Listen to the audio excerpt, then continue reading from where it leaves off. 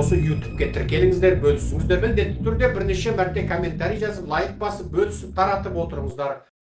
Мынау апрельде референдум жасап, Қазақстанды Ресейге қосады деген әңгіме желде есіп жатыр қазақтар. Бұл Құдайдың сендерге берген соңғы мүмкіндігі.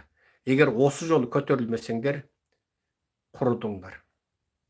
Егер апрельде Тоқаев сол желідегі жұрт айтқандай фейк референдум жасап, Қазақстанды Ресейге қосатын болса, егер осы да өткендегі фейк референдум арқылы АЭС саламыз деп, сол АЭСті өткізіп жіберген сияқты әңгіме болса, қайталанса, онда қазақ құрдың. Бұл жолы жан алып, жан бермей, басқа шығар жол жоқ. Дәл осындай референдум өтетін болса, Ресейге қосамыз дейтін болса, не өлім, не өмір.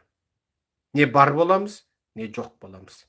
Бүкіл қазаққа осыны жеткізіңіздер. Үнсіз қалмаңыздар. Наразылықтарыңызды әлден айта бастаңыздар. Заман ақыр болғанға дейін, жер тақыр болғанға дейін, қазақ халқы тәуелсіз халық, тәуелсіз ел күйі болуы керек. Осы үшін күресейік. Құдай жақсылықты сол жақсылыққа лайық қауымға береді. Сол жақсылыққа лайық болыңыздар. Жаратушы Алла екі әлемдігімізді нұрлы жарық қылсын. Жаратушы Алла өткен қасиетті Рамазан айында ұстаған оразамызды, жасаған дұға тілегімізді қабыл қылсын. Алланың хикметімен, шапағатымен екі әлемдігіміз нұрлы жарық болсын.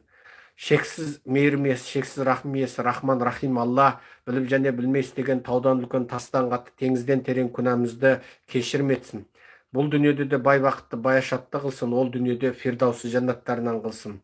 Күллі қазақ халқын, күллі қазақ жеріндегі қазақ халқын, Ресейге бодан болып отырған қазақ халқын, ежелгі қазақтың ата-баба қонысында жасап, бүгін Қытайға бодан болып жүрген жерде қазақ халқын, күллі ежелгі қазақтың ата қонысында отырған, бүгін шетелдік болып отырған қазақтарды, орыстың Қытайдың зұлымдығынан, озбырлығынан, тепкісінен, орыстың озбырлығынан, Қытайдың қыспағынан құтқарсын.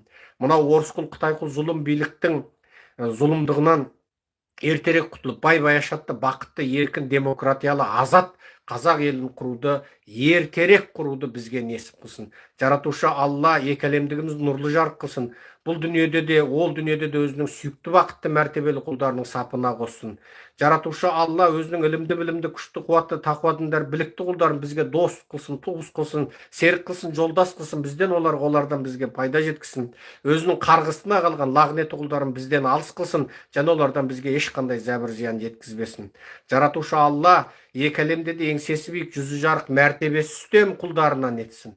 Ей, күллі әлемнің Раббысы, шексіз құдірет иесі, ежелден бар мәңгілік, теңі жоқ, ұқсасы жоқ, серігі жоқ Алла, сенен өзге құлшылыққа лайық тәңір жоқ, саған ғана тәуекел еттік, сенен ғана медет сұраймыз. Бізді өзіңнің дұрыс жолыңа баста, дұрыс жолыңа салғасын, ешқашан жүрегімізге шүбә сала көрме. Күллі әлемнің Раббысы, күллі ғылымның иесі, ақирет күнінің иесі, жәннат тозақтың иесі, бізді жоқтан бар етуші, жаратушы, өлтіруші, қайта тірілтуші. Ей Алла, сенен ғана медет сұраймыз Алла. Азған, тозған, арған, ашқан қазақ халқын, былыққа батқан, батпаққа батқан, қиналған, қысылған, шығар жол таба алмай қалған қазақ халқын өзің құтқара көр Алла. Мынау зұлым орысқұл, Қытайқұл, қансорғыш, бандит, қарақшылардың езгісінен құтқарып, қазақ халқын бай бақытты, баяшатты, көз ашық, көкірек ояу, екі әлемдегі нұрлы жарық, өзіңнің сүйікті қауымдарыңнан ете көр Алла. Аллахумма раббана атина фид дуния хасанатан ва фил ахирати хасанатан ва қина ғазабан-нар би рахматика ар-рахман ар-рахим. Амин. Аллаху акбар. Кеше мен YouTube'тың ана пост бөлігіне екі ескі төтешемен жазылған жазуды аударманы салдым. Ескі төтешемен. Оны телеграм арнамызға да салдым. Сонда не дейді? Сонда айтады, қазақтар туралы айтады. 12 миллион болып едік дейді. Міне 12 миллион болып едік дейді. Оны кім теріс дейді? Ешкім теріс демейді. Біз сондай өскен мықты халық болдық. Бізді көгертпей, көктетпей құртып отырған осы зұлым жүйе. Осы зұлым жүйе. Міне, қараңыздар, мынау Байтұрсыншадан бұрынғы ескі төтешеде жазылған 1912 жылғы кітапта, бұл кітап Тура жол деген кітап екен. Қазан баспасынан басылып шықты. Онда битеді, Ресейге қараған қазақтың өзі дейді, 7 миллионнан асады дейді. Міне, Мына кітап. Не? Мынау Байтұрсын өңдеп жасаған төтешеден бөлекше төтеше мынау. Байтұрсынның төтешесінен де бөлекше төтеше мынау. Көрдіңіздер ма? Сонда 7 миллион біз дейді. Бұл деген сөз не? Бізді көктетпей, көгертпей отырған осы. Бұл Тура жол кітабы 1912 жылғы санақ. Енді есептеңдер. 12 жылы 7 миллион біз. Әлі 15 миллион біз қазір. 20 миллион Қазақстан деген, қалғанның бәрі бұратана. Сонда 1912-ден 2025-ке дейін біздің көбейгеніміз әрең. Сонда есептеш. Сонда 8 миллиондай ғана көбейдік. 8 миллиондай ғана көбейдік. Қасырет емей немен.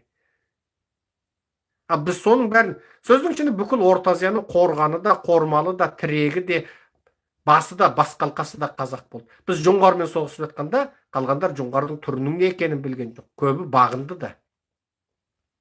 Біз орыспен соғысып жатқанда, орыстың қолтығы қолаңса, бұты шуаш екендігін білген жоқ қалған ел. Біз соғыстық. Біз жеңілгенде қалғандарын орыстар қалпақпен ұрып алды.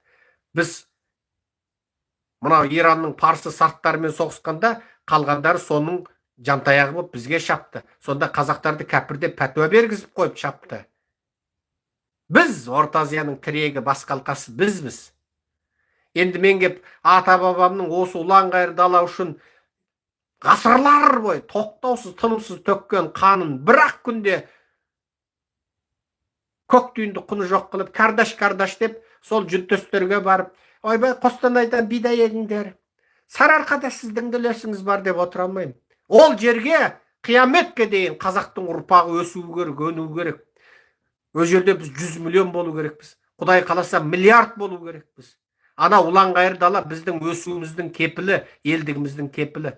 Сондықтан тұран-сұран, түркизм, пантүркизм деп ауырмаңдар қазақтар. Ауырмаңдар. Ол кардаш деп қойып қарынға басады ол.